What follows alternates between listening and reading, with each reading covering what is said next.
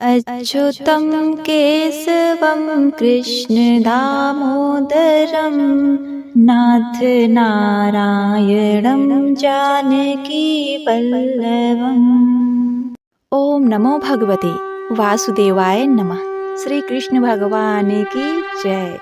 सफला एकादशी की आप सभी को हार्दिक शुभकामनाएं। भगवान विष्णु आप सभी की मनोकामनाएं पूर्ण करें। प्रिय भक्तों, आज पौष माह कृष्ण पक्ष की नए साल की पहली एकादशी सफला एकादशी का व्रत है। यह पुण्यमयी एकादशी अपने नाम के समान ही भक्तों के कार्यों को सफल एवं पूर्ण करने वाली मानी जाती है। धर्म ग्रंथों में ये कहा गया है कि हजारों वर्षों की तपस्या करने से जिस पुण्य फल की प्राप्ति होती है, वह पुण्य इस सफला एकादशी के व्रत को करने से, रात्रि जागरण कर कथा के श्रवण मात्र से ही प्राप्त हो जाता है। इस एकादशी कथा के श्रवण मात्र से ही व्यक्ति को राजसूय यज्ञ के समान लाभ मिलता है। सभी कष्ट संताप दूर हो भक्त परम गति को प्राप्त करता है। कथा को आधे पर ही छोड़कर निशाचरों की भांति आचरण कर भगवान श्री हरि को अप्रसन्न ना करें। अपना कल्याण चाहने वाले भक्तों को इस कथा का त्याग किए बिना कथा को पूरे श्रद्धा प्रसन्न चित मन से पूरा श्रवण करना चाहिए। इससे मन चाहे फल की प्राप्ति होती है। तो प्रिय भक्तगणों, सफला एकादशी व्रत कथा इस प्रकार से है। एक बार युधिष्ठिर ने प्रश्न किया, हे मधुसूदन, पौष कृष्ण एकादशी का नाम क्या है और उस दिन किस देवता की पूजा की जाती है, ये मुझे विस्तार से कहिए। भगवान श्री कृष्ण कहते हैं, हे धर्मराज, एकादशी व्रत से मैं जितना प्रसन्न होता हूँ, उतना अधिक दक्षिणा पाने वाले यज्ञ से भी प्रसन्न नहीं होता। अतः इसे अत्यंत भक्ति और श्रद्धा से युक्त होकर करें। हे राजन, इस एकादशी का नाम सफला एकादशी है। इस एकादशी को भगवान नारायण के अच्युत रूप की पूजा की जाती है। इस व्रत को विधिवत करना चाहिए। जिस प्रकार नागों में शेष नाग, पक्षियों में गरुड़, सब ग्रहों में चंद्रमा, यज्ञों में अश्वमेघ और देवताओं में भगवान विष्णु श्रेष्ठ हैं, उसी तरह सब व्रतों में एकादशी का व्रत श्रेष्ठ है। जो मनुष्य सदैव एकादशी का व्रत करते हैं, वे मुझको परम प्रिय हैं। इस सफला एकादशी के व्रत की विधि इस प्रकार से है। ऋतु के अनुकूल फल, नारियल, नींबू, नैवेद्य आदि 16 चीजों से भगवान नारायण की पूजा करे तथा रात्रि को जागरण करे। इस एकादशी व्रत के समान यज्ञ, तीर्थ, दान, तप तथा और कोई दूसरा व्रत नहीं है। 5000 वर्ष तक करने से जो फल मिलता है, उससे भी अधिक सफला एकादशी का व्रत करने से मिलता है। हे राजन, अब आप इसकी कथा सुनिए। चंपापुरी नगर में एक महिष्मान नाम का राजा राज करता था। उसके 4 पुत्र थे। उन सब में लुम्पक नाम का बड़ा पुत्र महापापी था।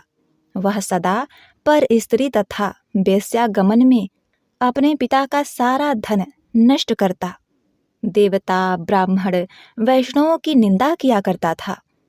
जब राजा को अपने बड़े पुत्र के ऐसे कुकर्मों का ज्ञान हुआ, तो उसने उसे अपने राज्य से निकाल दिया। तब लुम्पक विचार करने लगा कि अब मैं कहाँ जाऊं, क्या करूं। अंत में उसने चोरी करने का निश्चय किया।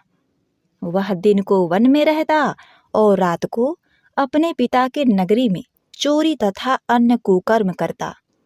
वह वन में रहकर पशु आदि मारकर खा जाता था। राज्य कर्मचारी उसको इस कुकर्मों के कारण पकड़कर भी राजा के भय से छोड़ देते थे।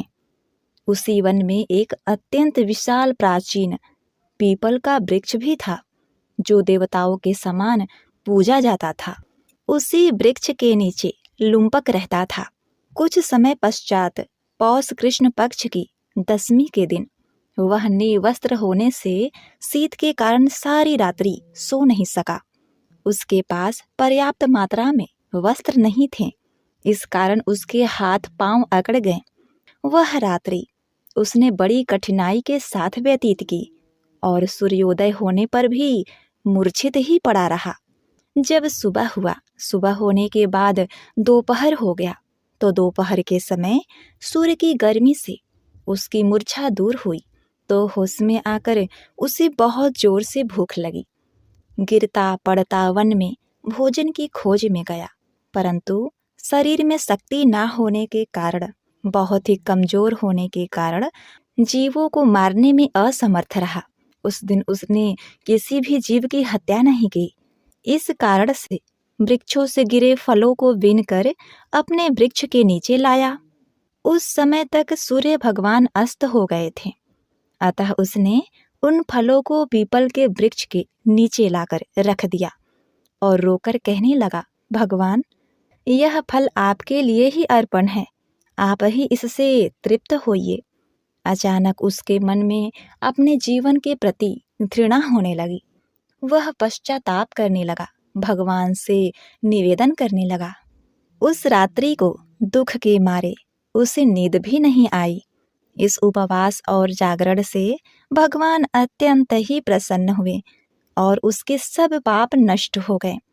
दूसरे दिन प्रातः एक सुंदर घोड़ा अनेक सुंदर वस्तुओं से सजा हुआ उसके सामने आकर खड़ा हो गया और इसी समय आकाशवाणी हुई, हे राजपुत्र, श्री नारायण की कृपा से तेरे सब पाप नष्ट हो गए हैं। अब तू अपने पिता के पास जाकर राज्य प्राप्त कर और उन्हें आराम दे। आकाशवाणी सुनकर लुम्पक बड़ा ही प्रसन्न हुआ और दिव्य वस्त्र धारण करके, भगवान आपकी जय हो, ऐसा कहकर अपने पिता के पास गया और उसने संपूर्ण कथा सुनाई। कथा सुनकर उसके पिता ने बड़ी प्रसन्नता से उसे समस्त राज्य का भार सौंपकर वन को प्रस्थान किया। अब लुम्पक शास्त्रा अनुसार राज करने लगा। उसका एक बहुत ही सुंदर कन्या से विवाह किया गया और उसे बहुत ही परम तेजस्वी पुत्र की प्राप्ति हुई। उसके स्त्री पुत्र सभी नारायण के परम भक्त हो गए तथा वृद्ध होने पर वे भी अपने पुत्र को राज्य का कार्य सौंपकर तपस्या के लिए वन में चला गया। अंत में वैकुंठ को प्राप्त हुआ। अतः जो मनुष्य भक्ति पूर्वक सफला एकादशी का व्रत करते हैं उनको अंत में मुक्ति मिलती है। जो मनुष्य इस सफला एकादशी का व्रत नहीं करते वे पूंछ और सिंघों रहित पशु के समान होते हैं। इस सफला एकादशी के महालय के पढ़ने अथवा श्रवण करने से मनुष्य को अश्वमेघ यज्ञ का फल प्राप्त होता है। लुम्पक ने अनजाने में ही एकादशी का व्रत कर लिया था, उपवास रहा और रात्रि में जागरण किया तो उसे उसका राज्य मिला, उसे पूरा सम्मान मिला और भगवान के धाम वैकुंठ लोक में स्थान मिला। जय श्री हरि। हे भगवान विष्णु, जैसे आपने लुम्पक को दिया वैसे अपने सभी भक्तों को देना। ओम नमो भगवते वासुदेवाय नमः।